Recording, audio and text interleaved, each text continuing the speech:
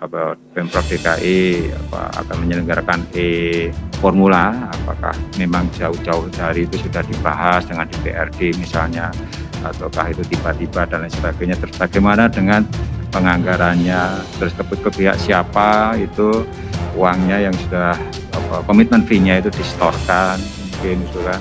Saya berharap KPK akan fokus kepada landasan-landasan hukum pelaksanaan Formula E ini. Formula E bukan tahun jamak, tetapi APBD-nya setiap tahun, tapi sampai sekarang realisasinya belum ada. Nah, kenapa belum ada terrealisasi? Nanti diusut lebih dalam. Karena sampai saat ini Anies Baswedan terlihat hanya coba mengulur waktu, mungkin juga merencanakan realisasi balapan seadanya, balapan odong-odong, yang penting ada realisasi uang keluar.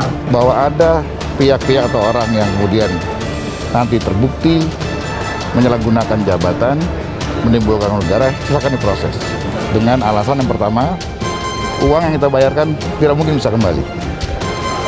Itu artinya apa? Itu artinya kita harus memanfaatkan apa yang sudah kita bayarkan ini di luar urusan hukumnya, harus bermanfaat bagi kepentingan rakyat kita.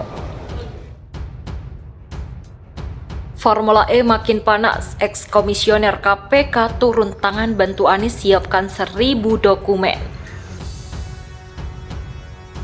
Penyelenggara ajang balap mobil listrik Formula E, dalam hal ini PT Jakarta Propetindo atau Jakpro, kembali menyambangi gedung Komisi Pemberantasan Korupsi atau KPK pada Senin, didampingi Ketua Bidang Hukum dan Pencegahan Korupsi Tim Gubernur untuk Percepatan Pembangunan TGUPP Bambang Wijojanto. Direktur Utama Jakpro Widi Amanasto menyampaikan pihaknya bertandang ke KPK untuk menyerahkan berbagai dokumen terkait ajang balap Formula E.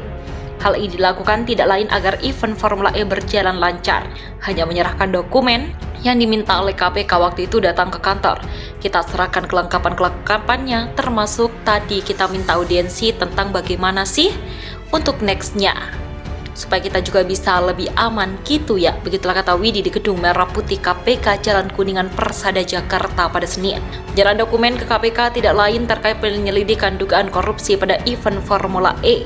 Widi memastikan menyerahkan semua informasi terkait proses penyelenggara Formula E Jakarta yang digelar di Jakarta. Kami kan insya Allah memberikan yang dihendaki, terus kemudian menjelaskan memang kalau ada pertanyaan, jadi tugas kita itu prinsipnya mau membantu, klaim Widi.